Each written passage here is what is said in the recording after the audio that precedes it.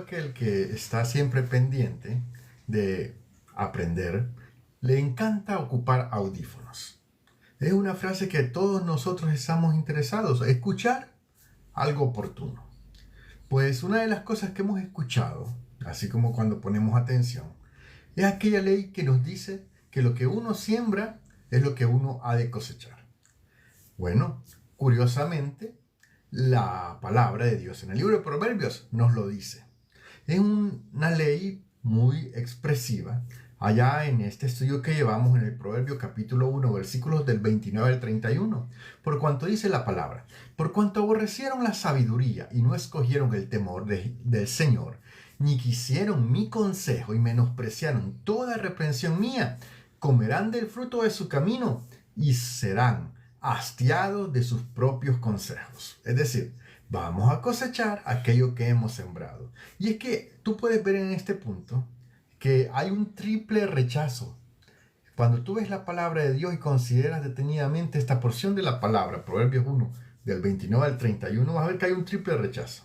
Porque no es la ignorancia la causa de que se exponga el juicio divino, sino que es el rechazo intencional de la sabiduría de Dios. ¿Cuántas personas hemos visto en nuestras vidas que simplemente se oponen a lo que es la palabra de Dios? O que otros prácticamente lo consideran algo bueno, algo positivo, pero no quieren establecer una relación con el Dios de la Biblia. Y esto, sea una manera pasiva o activa, lo hemos explicado, es un acto de rebeldía. Porque es una verdad revelada, la que vemos en la palabra, donde vemos cómo se aborrece la sabiduría. La sabiduría viene y se expone como una persona en este pasaje para que de una manera poética podamos apreciarlo. La sabiduría la vemos como una prefiguración de lo que es la voluntad de Dios, lo que es Jesucristo, que es la sabiduría de Dios. Y es que rechazar a Cristo implica rechazar esa sabiduría y eso implica un rechazo de los buenos consejos de la palabra. La Biblia nos muestra el mapa de nuestra vida. Es la guía de fe de todo aquel que se haga llamar cristiano. Pero ciertamente el rechazar la sabiduría, los consejos prácticos que nos describe la Biblia, las verdades bíblicas, nos lleva a estar rechazando al Señor. Recordemos que Jesucristo es la imagen del Dios invisible, el primogénito de toda la creación. Primera de Corintios 1:30 nos lo menciona. Y luego Juan, en el capítulo 3, en el versículo 19, dice que la luz vino al mundo. Y los hombres amamos más las tinieblas que la luz. ¿Por qué? Porque nuestras obras eran malas. Es decir, quien rechaza al Señor, quien rechaza la Biblia, la palabra de Dios, lo que pasa está que la Biblia es un espejo que nos muestra cuán malas o negativas son nuestras obras. Ahora, tú puedes rechazar muchas cosas, pero cuando tú rechazas algo, tú estás aceptando otra cosa. Dice la Biblia que el ser humano no escogió el temor de Dios. El temor de Dios no hemos hablado de pánico, hemos hablado siempre que es el respeto, la reverencia y obediencia que guía la vida diaria.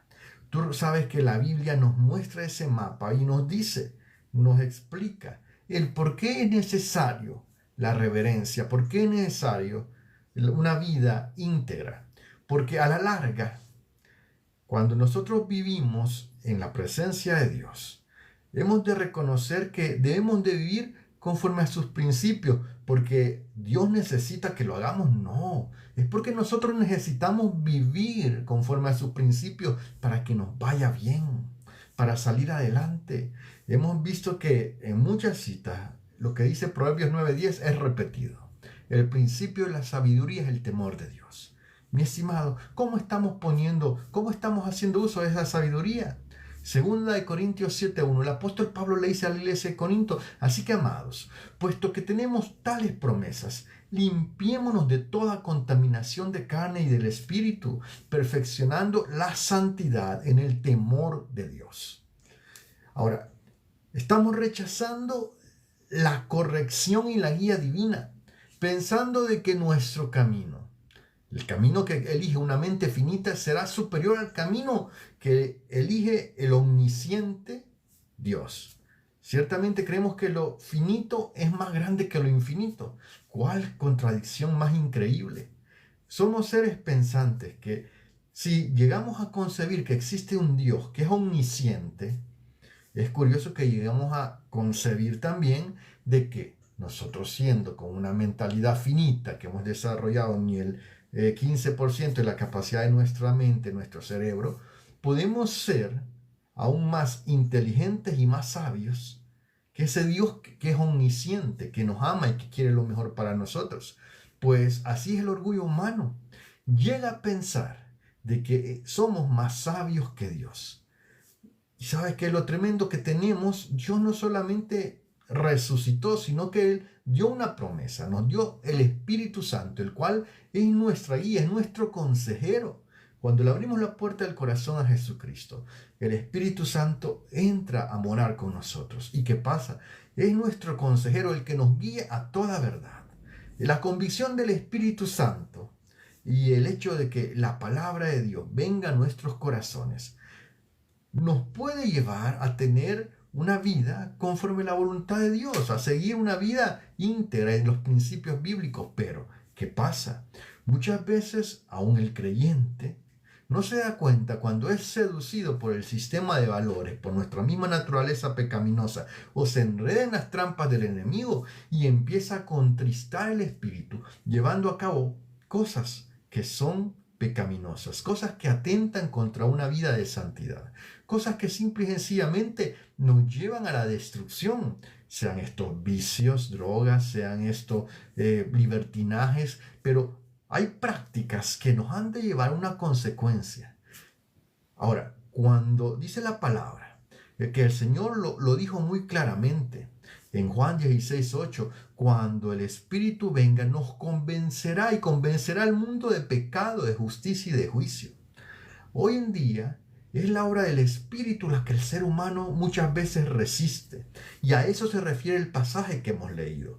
Que la obra del Espíritu Santo, el testimonio que se da a través de la palabra y el cual recibe el corazón como un bombardeo de fuego, de razón de ser, de propósito.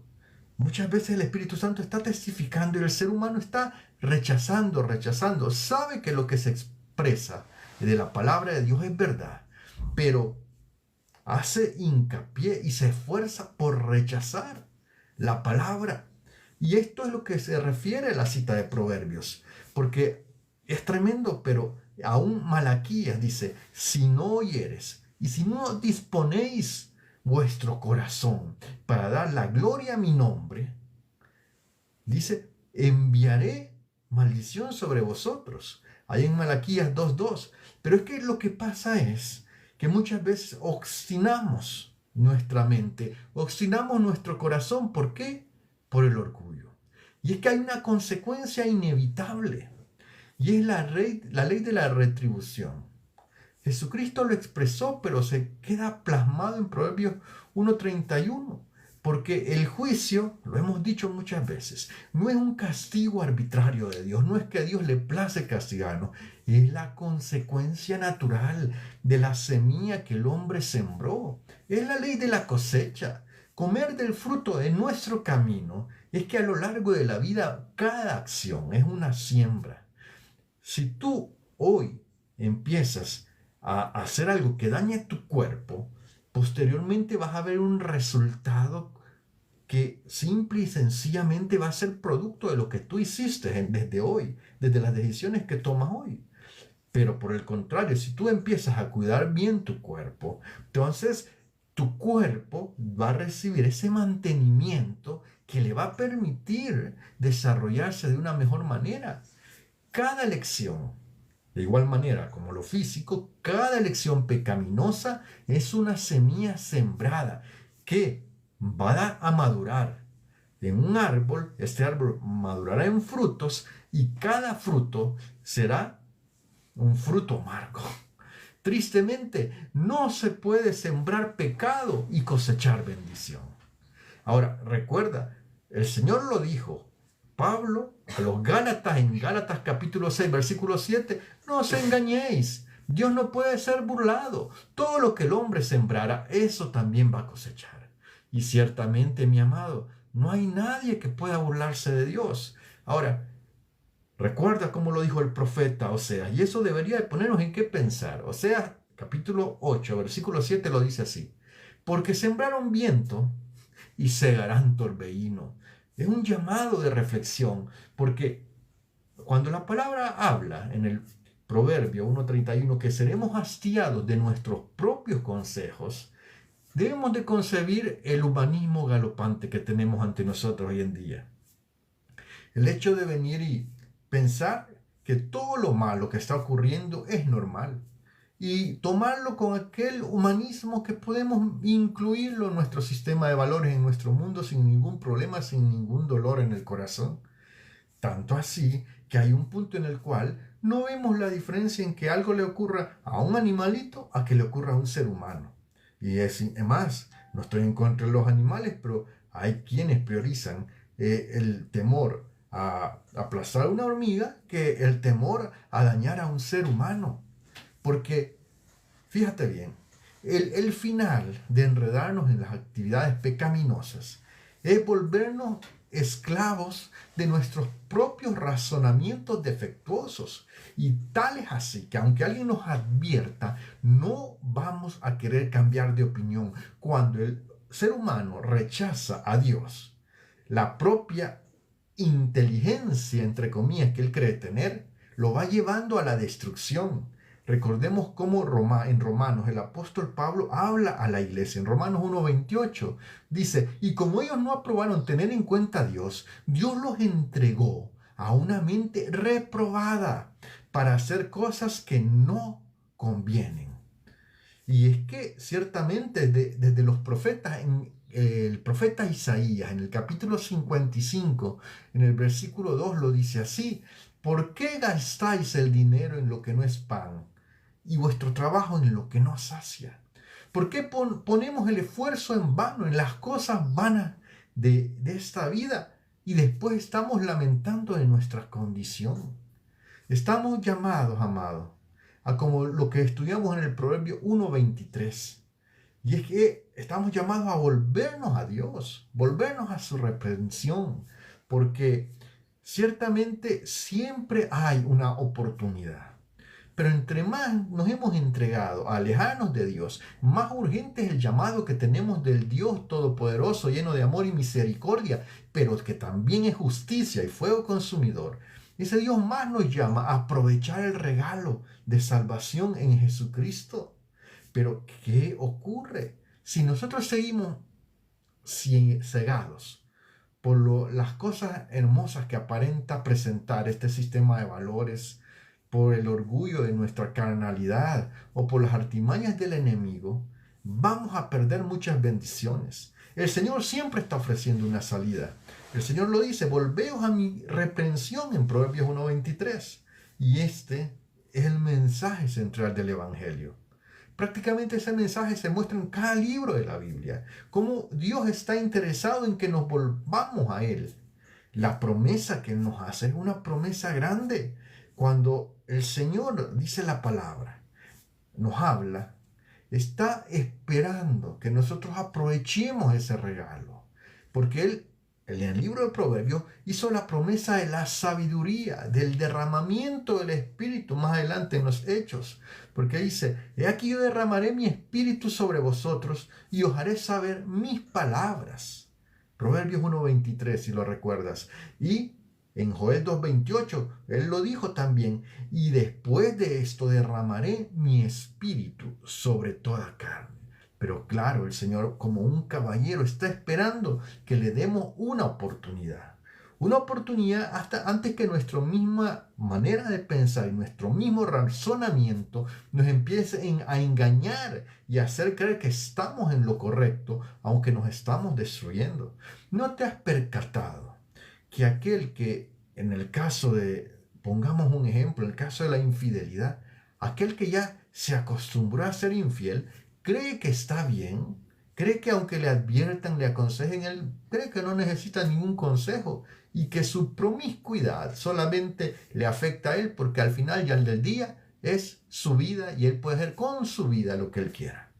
Esa es la manera de pensar cuando nuestra mente se está atrofiando por nuestros propios caminos. Llegamos a pensar de que somos absolutos, que nadie tiene por qué decirnos nada, que nadie tiene por qué aconsejarnos. Pero el Señor nos lo dice una y otra vez. Cuando Pedro le predicó a la iglesia, dijo: arrepentíos y bautícese cada uno de vosotros en el nombre de Jesucristo para perdón de los pecados y recibiréis el don del Espíritu Santo, que es la guía verdadera que nos va llevando a toda verdad. Pero ciertamente, ¿cuál es el primer paso? Arrepentimiento, y lo hemos dicho.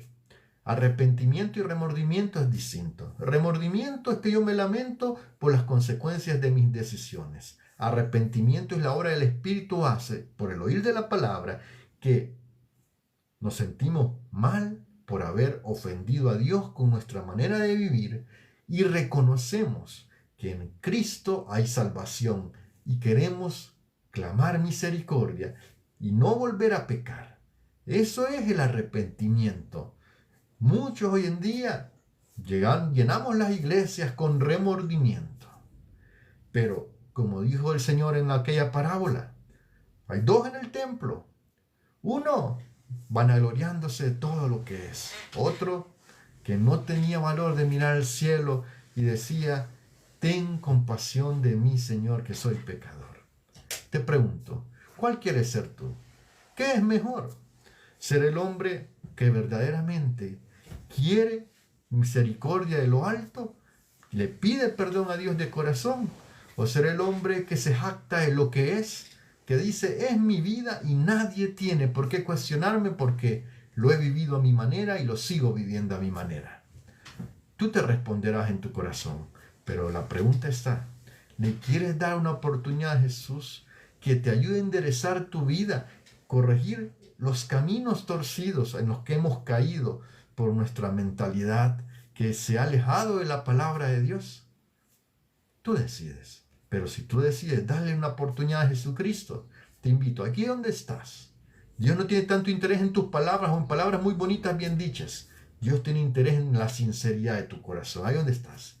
Si le quieres dar una oportunidad a Jesucristo, cierra tus ojos y dile: buen Dios y Padre Celestial, reconozco mi negligencia. Reconozco, Señor, que no he conducido mi vida delante tuyo como tú esperabas.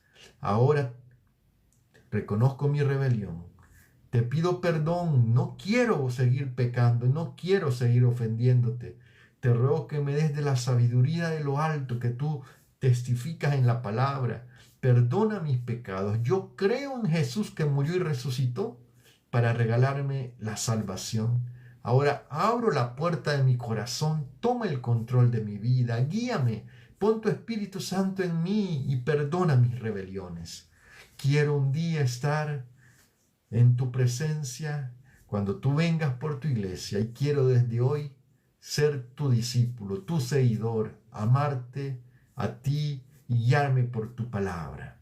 En el nombre de Jesús te lo pido todo, Señor. Te lo ruego, Señor, por amor de tu nombre. En el nombre de Jesús te suplico: ten misericordia de mí. Gracias, Señor, porque sé que estás oyendo. Gracias, Jesús. Amén y amén. Recuerda, Dios no está interesado en una oración con grandes palabras, sino que si tú has seguido esta oración y con sinceridad has pedido perdón al Señor, Dios te perdona. Ahora solo único que necesitas es apartar un tiempo para seguir escuchando la palabra de Dios, para seguir esforzándote por orarle al Señor y pedirle su guía, y Él, a través de su Espíritu, a través de su llamado y su bendición, te cuidará, te guiará, te protegerá, porque Él te ama como no tienes idea, te ama tanto que dio a su Hijo para que hoy tú aproveches esa salvación y esa bendición tan grande. La sabiduría de Dios está en su palabra. Puedes hacer un tiempo para leerla, para seguir buscándolo, seguirle sirviendo, porque Dios abrirá puertas. porque lo que Él abre, nadie lo puede cerrar, y lo que Él cierra, nadie lo puede volver a abrir. Ánimo, te invito a seguir adelante. Dios te ama, tiene un plan maravilloso para tu vida. Que el Señor te bendiga, que el Señor te guarde, que el Señor te proteja, te prospere y te haga comprender el camino en el cual te ha llamado a seguirle. Bendiciones masivas. Estamos siempre por acá. Somos tips y pensamientos bíblicos. Bendiciones a todos.